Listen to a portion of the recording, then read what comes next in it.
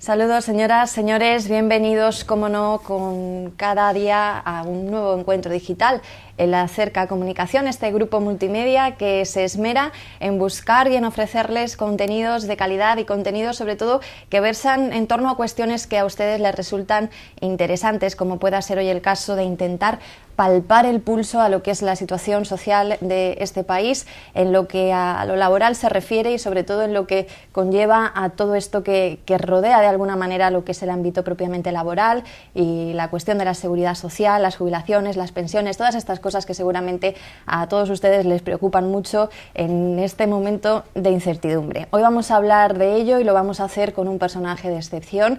Tenemos el gusto de tener aquí en los estudios de la Cerca Comunicación al señor Carlos Bravo, que se encarga a nivel confederal en comisiones obreras de lo que son las políticas públicas y la protección social en el sindicato. Bienvenido, buen día. Buenos días. De visita en Albacete por cuestiones de trabajo, pero cuestiones que importan muchísimo ahora mismo a los ciudadanos, ¿no?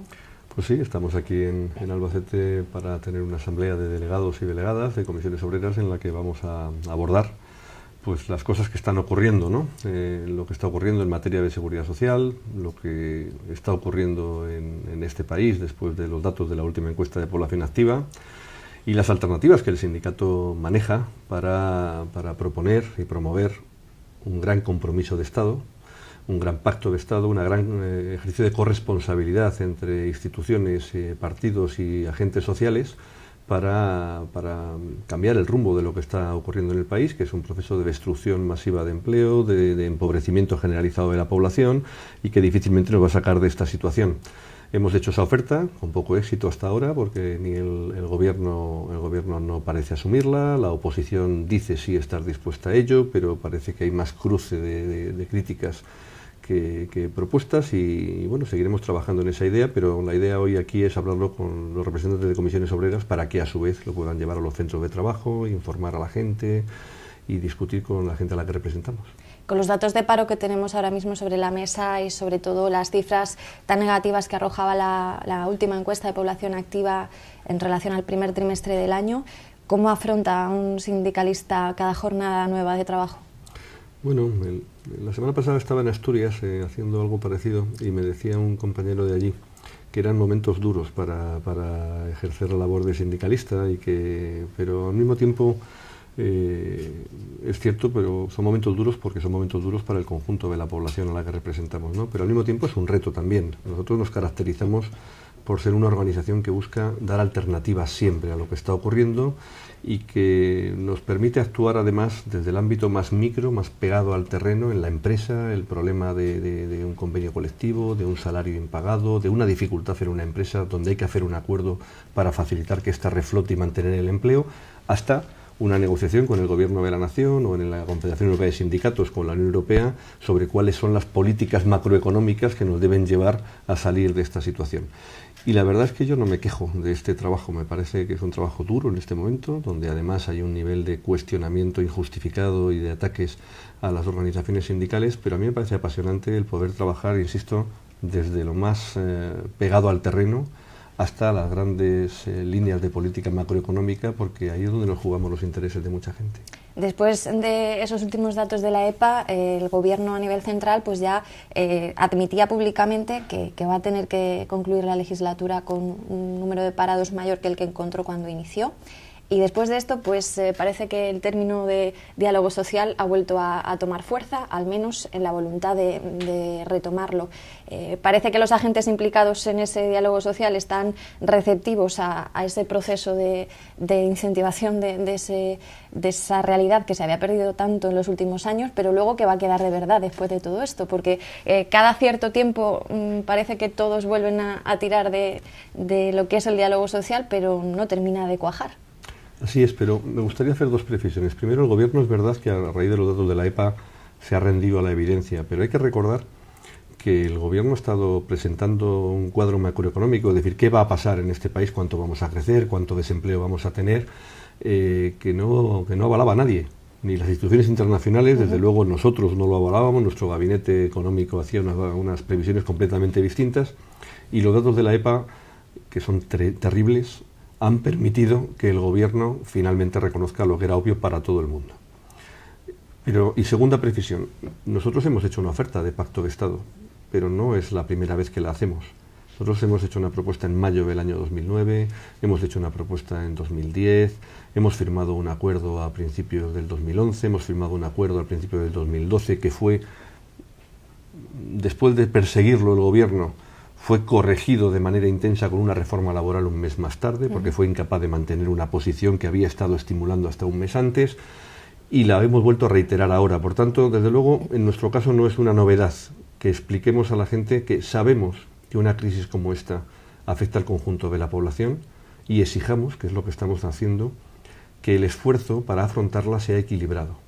En España el gran problema no es solo que tengamos una crisis, que por supuesto lo es, no es solo los errores que se han cometido en el pasado, que se han cometido, es que a la hora de afrontar esta crisis se está haciendo de manera profundamente desequilibrada. Y ese desequilibrio, que está generando un empobrecimiento de la mayoría de la población española, es lo que queremos corregir. Y para ello llevamos, insisto, 4 años proponiendo un gran pacto de Estado, proponiendo la participación en la parte que nos toca y el ejercicio de corresponsabilidad que nos toca, pero exigiendo ese mismo ejercicio en empresarios y en gobiernos. Y eso se concreta en medidas de distribución de las cargas de los esfuerzos para mejorar la competitividad de la economía española, pero no solamente sobre el objetivo de abaratar el coste del factor trabajo, que es donde se centran todas las medidas que el gobierno está aprobando, sino para actuar también sobre un adecuado control de precios, sobre una adecuada distribución del beneficio empresarial, para que los precios españoles compitan mejor con otros países. Eso es lo que no se está haciendo de manera adecuada, se está concentrando el esfuerzo en que los trabajadores y trabajadoras de este país, en que las rentas medianas, en que la clase media, pequeños profesionales, tengan menores ingresos para equilibrar de esta manera los precios de los bienes y servicios españoles. ¿Qué problema tiene esto? Pues que nosotros tenemos 2 factores fundamentales para tener un crecimiento económico. Uno es cuánto vendemos fuera y otro es cuánto consumimos dentro. Está funcionando bien el cuánto vendemos fuera. Como se están bajando los precios, estamos vendiendo más y por primera vez hemos tenido una balanza comercial equilibrada. Entre lo que compramos fuera y lo que vendemos fuera hemos mejorado. Pero esto conviene rascarlo un poco. Hemos mejorado lo que vendemos fuera y hemos disminuido lo que compramos fuera. ¿Por qué? Entre otras cosas, porque en España la demanda interna está destruida. Nosotros no compramos, no consumimos. Y aunque vendamos muchas cosas al exterior, si en España los ciudadanos y ciudadanas españoles consumimos menos, los principales demandantes de bienes y servicios somos nosotros mismos. Si nosotros no tenemos empleo o tememos perderlo, si nosotros tenemos menos salario del que teníamos antes, pero las mismas obligaciones, es evidente que hay que hacer otras cosas para poder salir de una situación como la que tenemos ahora mismo. Si se tiene tan detectado el problema, como usted me acaba de exponer, ¿por qué nadie tiene el arrojo de buscar la solución que existe, que se puede buscar? ¿Por qué se nos intenta vender que, por ejemplo, esa nueva realidad de la balanza comercial es algo bueno cuando no lo es tanto? ¿Por qué se nos intentan vender como buenas cosas que en verdad no lo son? Porque si tenemos un problema detectado no podemos aplicarle la medicina que corresponde. Bueno, primero el dato de la balanza comercial es bueno. O sea, nosotros en ningún caso diré yo que el dato es malo, es bueno, lo que no es suficiente. Es decir, es bueno porque vendemos más fuera, pero lo que las empresas españolas producen, lo que las administraciones españolas producen, lo que el sector servicios, que es el sector fundamental de la economía, produce, los principales receptores de eso somos los españoles y las personas que vivimos aquí, ¿no? Y eso es lo que no está funcionando adecuadamente.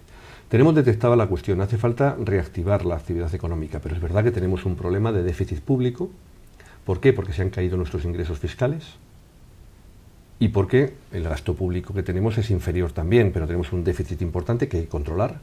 Tenemos una deuda creciente como consecuencia de esta situación que hay que controlar también, pero al mismo tiempo, si nos dedicamos, que es lo que están haciendo los sucesivos gobiernos, a reducir el déficit y a controlar la deuda únicamente, pues nos encontramos con que el problema es que no hay actividad económica que a su vez genere ingresos para el Estado, que permita realizar inversiones que nos permitan hacer otras cosas. Entonces, no es ¿Cómo se fácil. Puede hacer de manera simultánea las dos cosas? Nosotros lo que estamos planteando, nosotros planteamos un plan de choque ahora.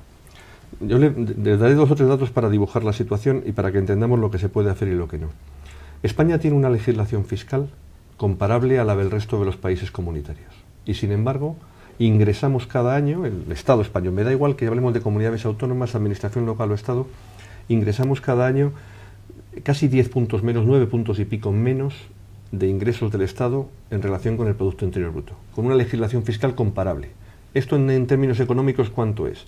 Pues 9 puntos y pico del PIB español son unos ingresos menores de la media comunitaria de casi 100.000 millones de euros. Si tuviéramos unos ingresos comparables a los de la media comunitaria, tendríamos 100.000 millones de euros de ingresos más. Es decir, el problema del déficit estaría resuelto. Esto es fácil de decir, más difícil de hacer.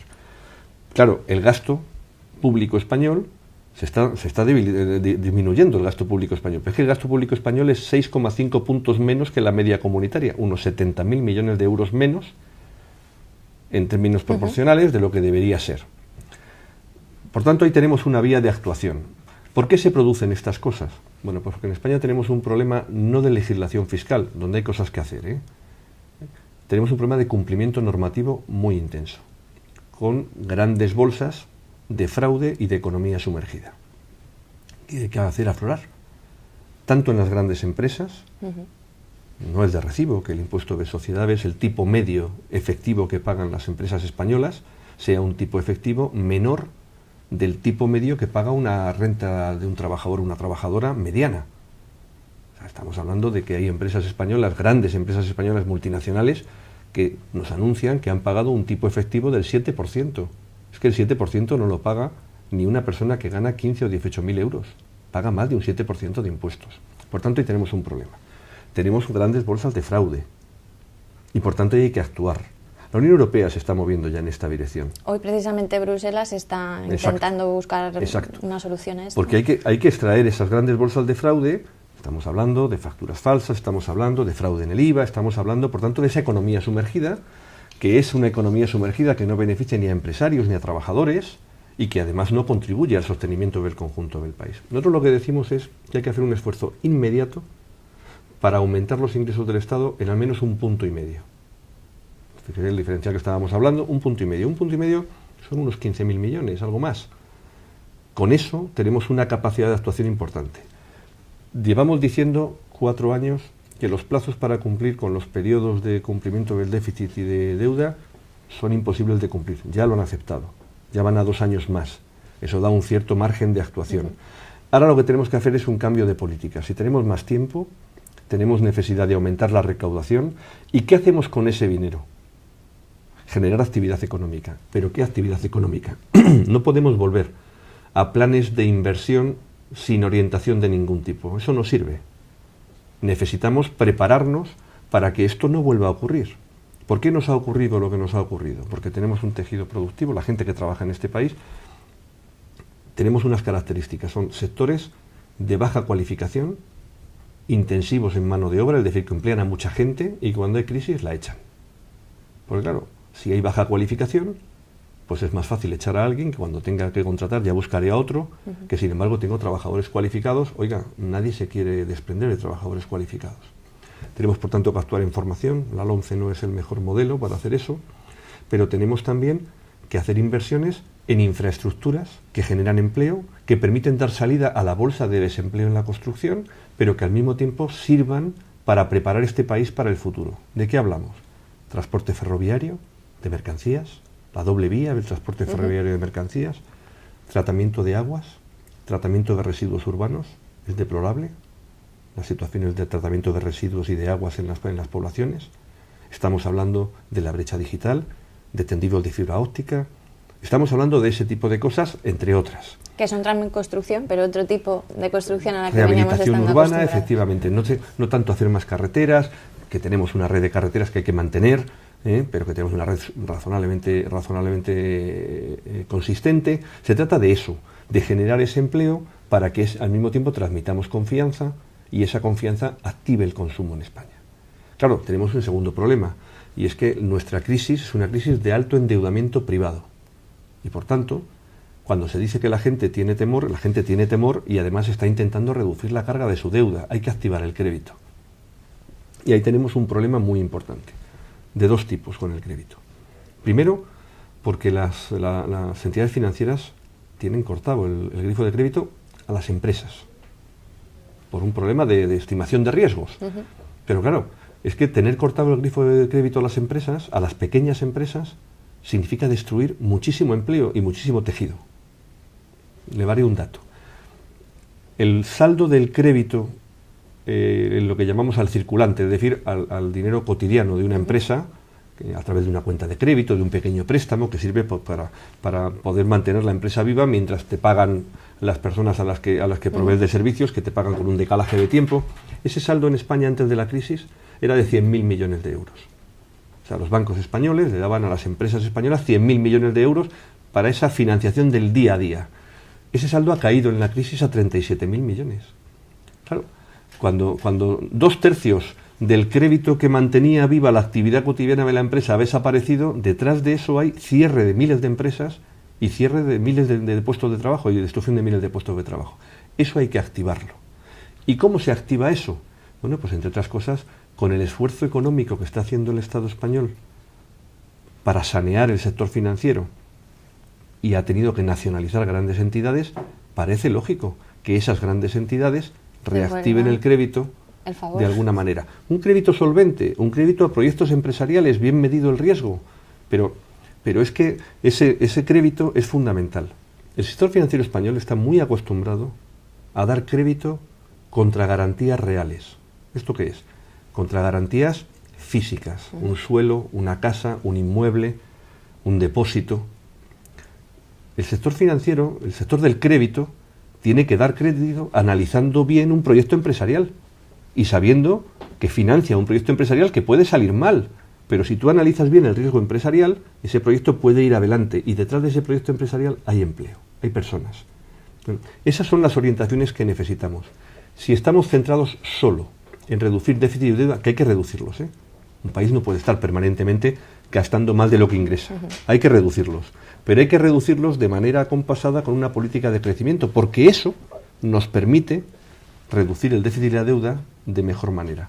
Esto es lo que no sé si el gobierno español no entiende o no le dejan entenderlo y no es capaz de explicarlo. Tenemos un problema de explicación en la Unión Europea, un problema de debilidad de los sucesivos gobiernos españoles.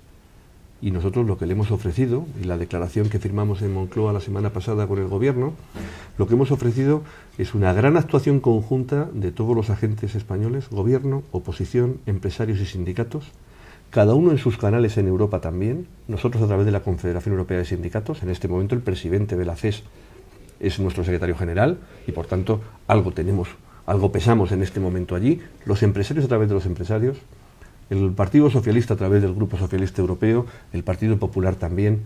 Es decir, todo el mundo tiene que convencer en Bruselas de cuáles son nuestras fortalezas, que las tenemos, de cómo vamos a afrontar nuestras debilidades, que también las tenemos, y de que hay un gran consenso de país para abordarla. Pero la respuesta que nos encontramos la semana pasada es que un gobierno tiene que gobernar y no es el momento de grandes pactos. Creemos que es un profundo error del gobierno español en este momento. Todas estas realidades que me acaba de exponer, lo que están originando, al menos a pie de calle entre los ciudadanos, es esa especie de sensación de que se están aprovechando o incluso que se están riendo de nosotros. Hablan de Alemania, la Troika y todas estas cuestiones, pues como un claro ejemplo de que hay un negocio oculto o no tan oculto en el que ciertas economías de alguna manera pues están intentando aprovechar de la situación de debilidad de países como pueda ser en este caso España. Me estaba hablando usted de la importante reforma vital que hay que cometer en lo que es la estructura fiscal española y aseguraba, por ejemplo, pues que es necesario perseguir esas bolsas de fraude, la economía sumergida, las cotizaciones que no se están produciendo de la manera en la que deberían producirse en muchos de los casos. ¿Qué hay de las figuras impositivas? ¿Habría que poner en marcha, estamos en posibilidad de poner en marcha nuevas figuras impositivas o de modificar algunas de las que existen con el mismo fin que me ha explicado? Sí, una primera cuestión, Europa tiene un problema y es que no está abordando esta crisis desde una perspectiva europea, sino que la insuficiente construcción europea nos lleva a que volvemos a caer en algo que ha ocurrido otras veces en la historia, pero que es muy malo y que era el gran éxito de la Unión Europea. Dejar de lado la perspectiva estrictamente nacional y tener una perspectiva común. Global. Ahora estamos en perspectiva nacional y ese es el gran problema de la Unión Europea y lo que está debilitándola y es lo que esperamos que en algún momento se modifique. En materia fiscal, ¿qué se puede hacer? En mi opinión hay que hacer dos cosas. Una, modificaciones fiscales. No tanto porque tengan una gran capacidad de recaudación, sino porque son justas. Y al mismo tiempo, un gran esfuerzo para acabar con las bolsas de fraude. ¿Qué modificaciones fiscales necesitamos?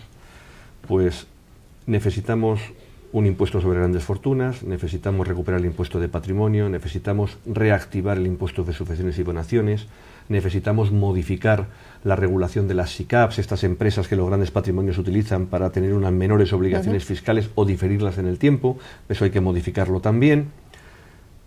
Necesitamos un impuesto sobre actividades financieras, sobre depósitos, pero todas estas figuras son necesarias, primero porque tienen una capacidad recaudatoria, pero segundo porque son justas, porque permiten reequilibrar los esfuerzos fiscales.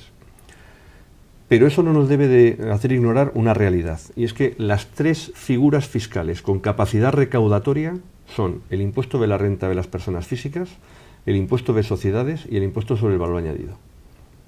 En esas tres figuras está la inmensa mayoría de los recursos del Estado. ¿Por qué? Porque afectan a la totalidad de la población. ¿En esas qué tenemos que hacer? Pues mire, el impuesto a la renta de las personas físicas, nosotros lo que creemos es que, en general, tiene una regulación que no es necesario aumentar la presión fiscal. Incluso si se modificara todo lo demás, podría haber hasta algún margen a la reducción.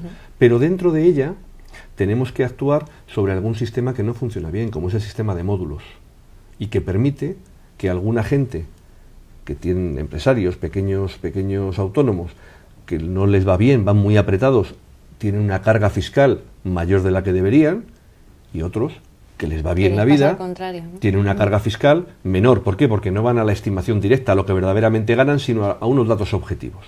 Eso tenemos que resolverlo, porque además, derivado de eso, hay, esto no generalizado, no todo el mundo, pero derivado de eso y de que se puede facturar sin repercusión fiscal, aparece el fenómeno de las facturas falsas. Por tanto, eso es una actuación estratégica que tenemos que hacer ahí.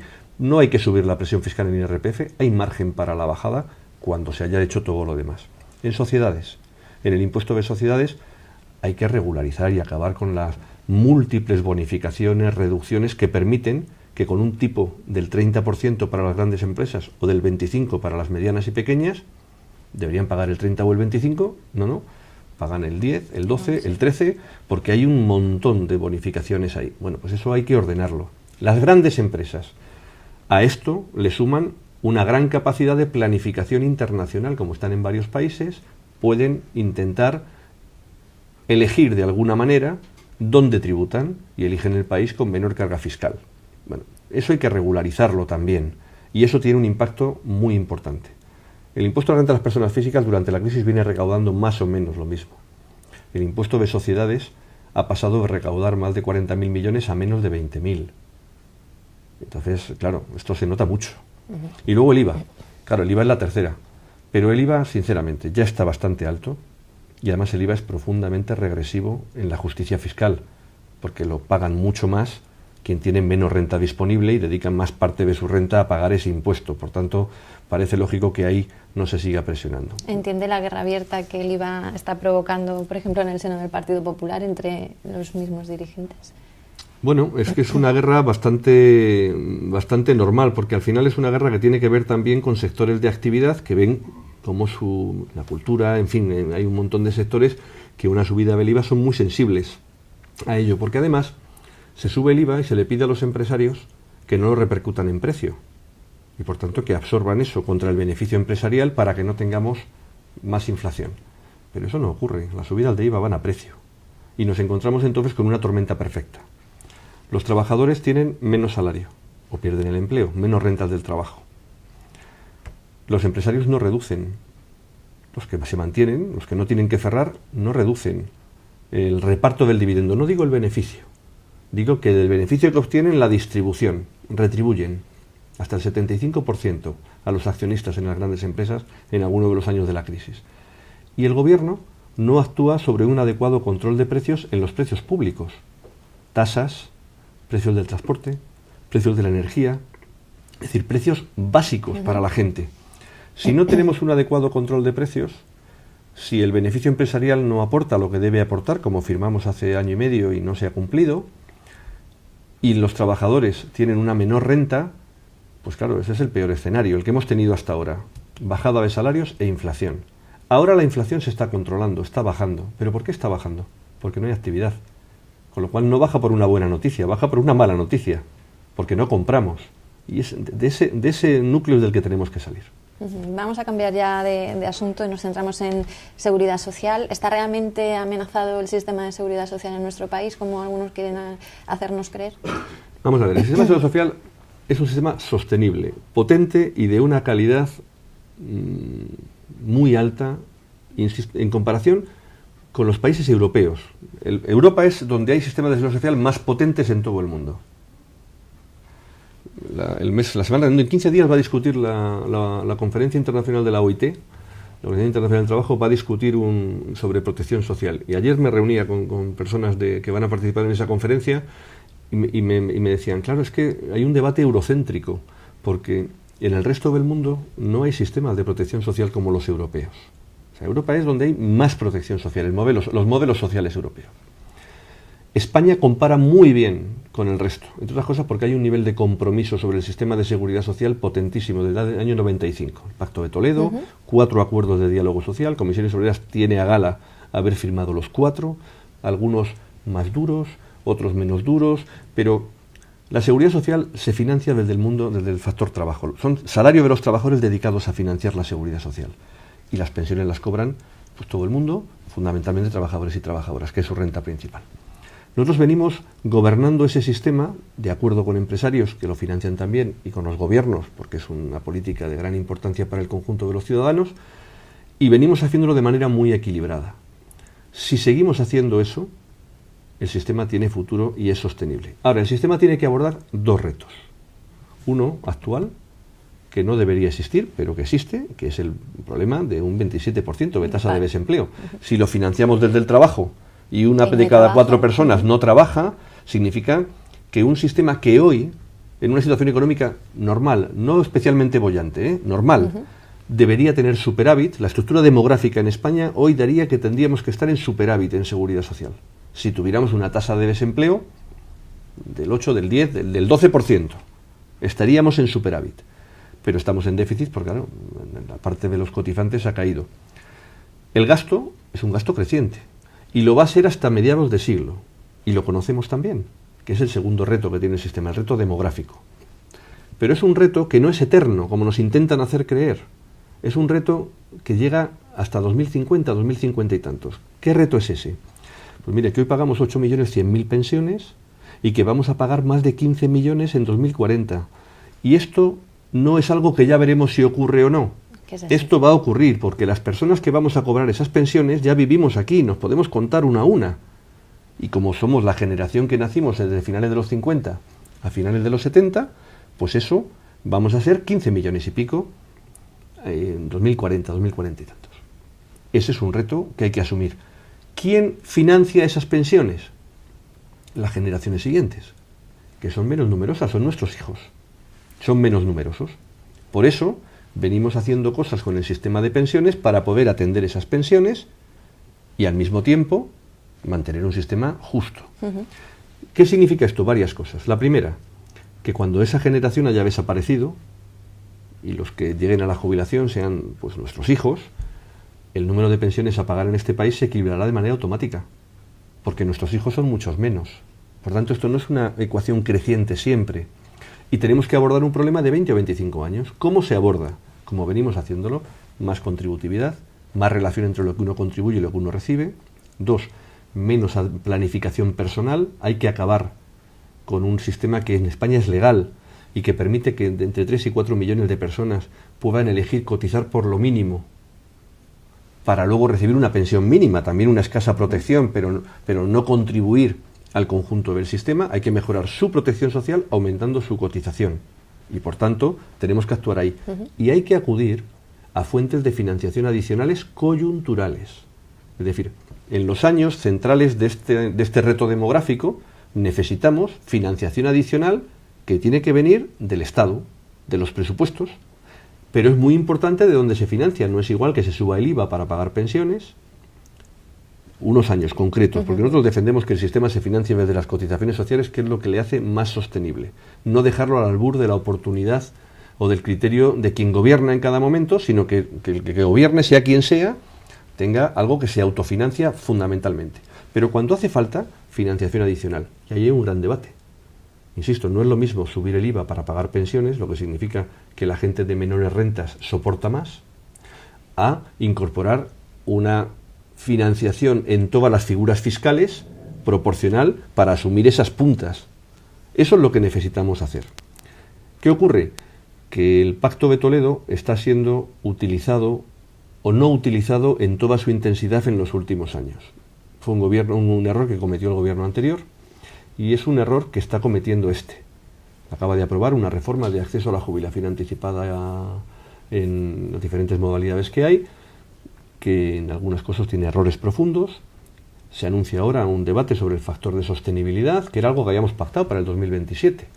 Se lo anticipa, ya lo ha comprometido en Bruselas, lo ha aprobado en la Ley de Estabilidad Presupuestaria y nos obliga a abordar ese debate. Estamos dispuestos a hacerlo, porque nosotros defendemos que el sistema es la renta fundamental de trabajadores y trabajadoras. Nosotros decimos que es el convenio colectivo más importante que negociamos, porque afecta a millones de personas y queremos seguir gobernándolo.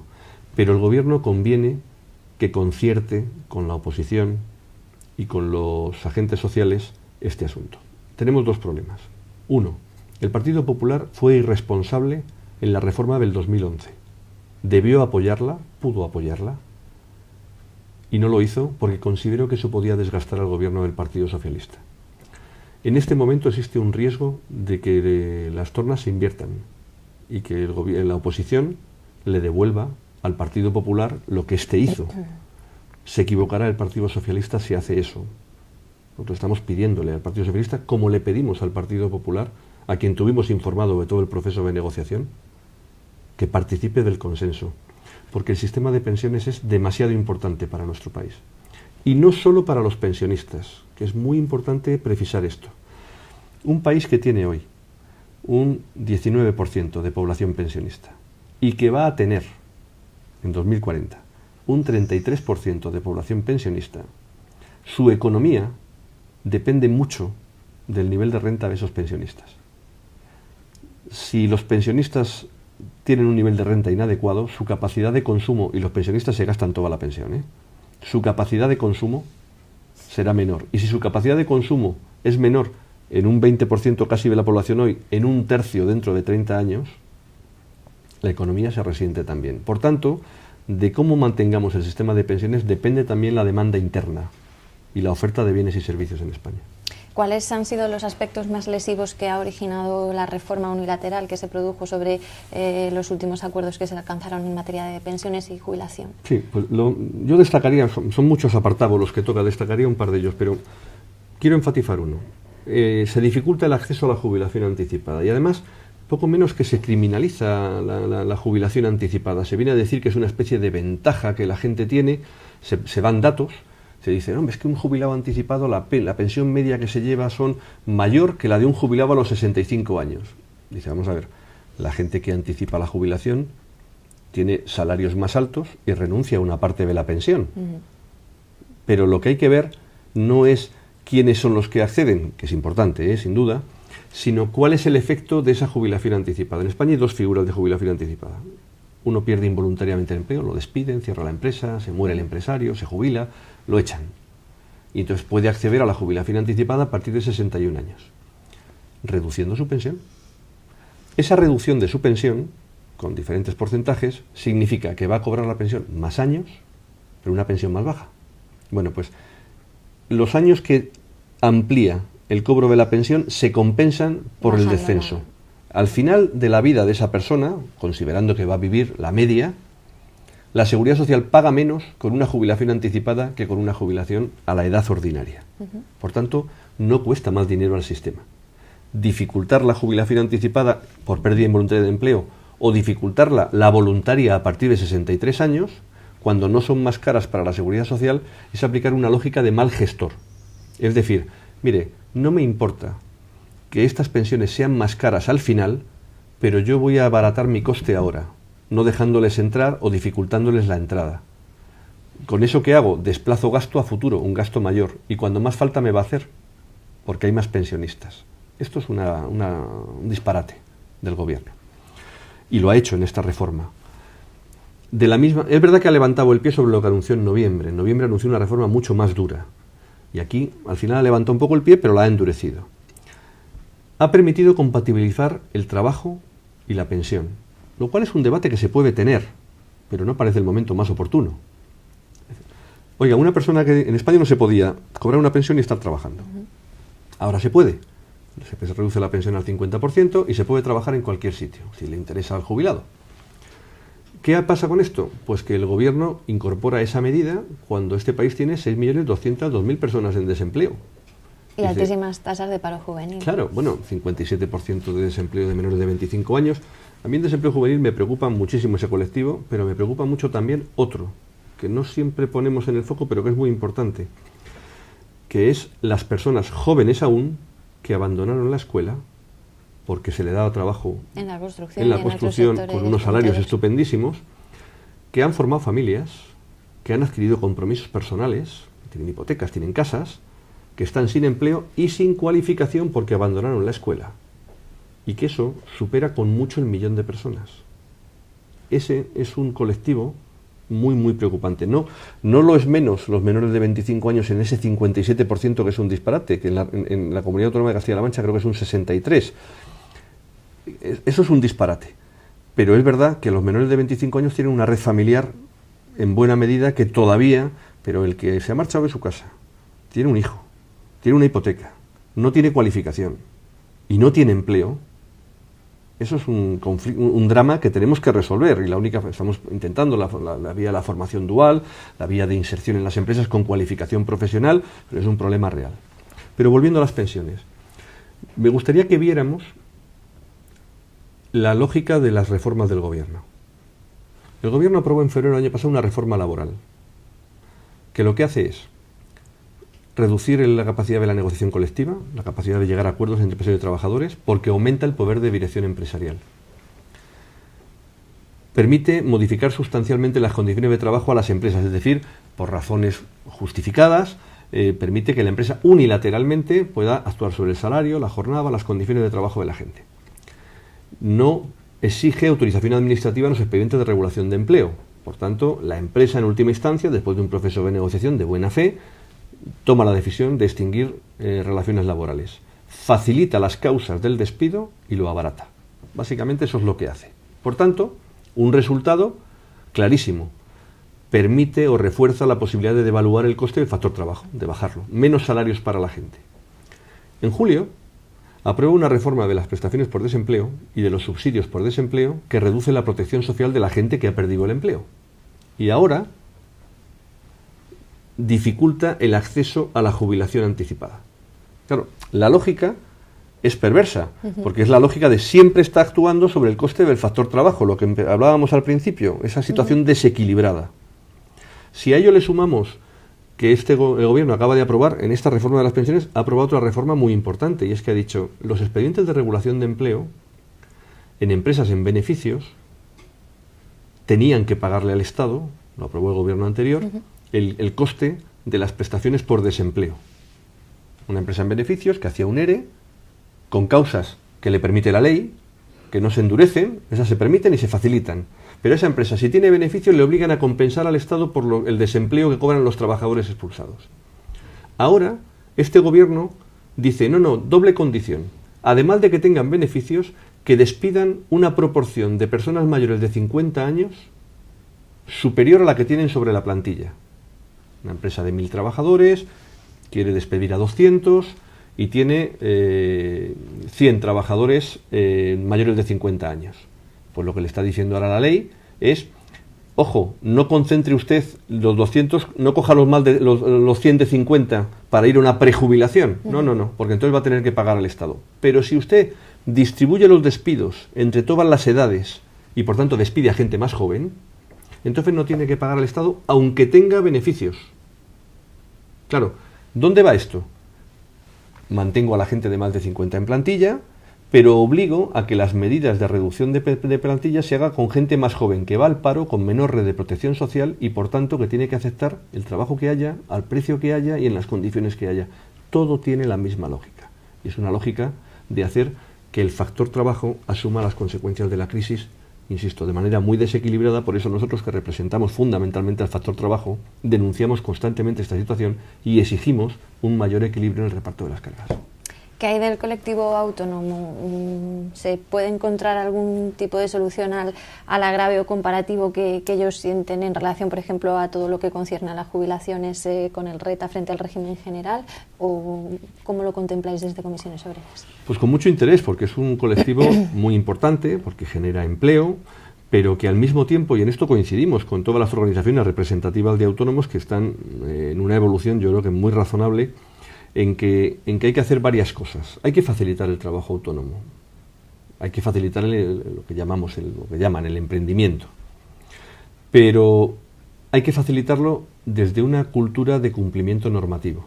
Por ejemplo, no tiene sentido que los trabajadores autónomos coticen en media a la Seguridad Social 970 euros al mes y que los trabajadores por cuenta ajena coticen en media a la Seguridad Social 1.690. Claro, las prestaciones que recibirá el trabajador por cuenta ajena serán mayores que las del autónomo, pero parece más lógico que el autónomo cotice más a la Seguridad Social y reciba mejores pensiones después y mejores coberturas. Y eso es un proceso cultural. Tengo que decir que las organizaciones de autónomos, todas ellas, comparten esta tesis ya. No ha sido así en el pasado, pero ahora sí. Tenemos, en materia fiscal, pasa un poco lo mismo. Los ingresos declarados son la mitad que lo de los trabajadores por cuenta ajena. Eso hay que corregirlo. Hay que ir a un nivel de cumplimiento mayor al tiempo, que hay que incentivar, hay que estimular. Pero el estímulo al trabajo autónomo hay que hacerlo desde la ley, no desde la permisividad en la elusión de obligaciones, porque eso lo que nos lleva es a que una parte del trabajo autónomo cumple con sus obligaciones, otra parte del trabajo autónomo está en la economía sumergida, con lo cual afecta la competitividad entre unos y otros, penalizando al que cumple con sus obligaciones. Y por tanto ahí tenemos que actuar sobre una base de fomento, incentivo, ayudas, pero al mismo tiempo transparencia y cumplimiento normativo en el conjunto del trabajo autónomo. Eso generará un tejido productivo más sano para todos. Dos cuestiones rápidas que le quiero hacer antes de que se marche, aprovechando su visita aquí. Ha mencionado antes los trabajos que se están haciendo ahora mismo sobre el factor de sostenibilidad, algo que tocaba mirar para 2027, pero que se ha puesto ya sobre la mesa. Hay un comité de expertos que está analizando pues las maneras en las que se puede organizar o estructurar todo esto. Supuestamente lo que de allí salga se llevará al Pacto de Toledo y junto a las organizaciones sindicales, etcétera, pues se va a estudiar.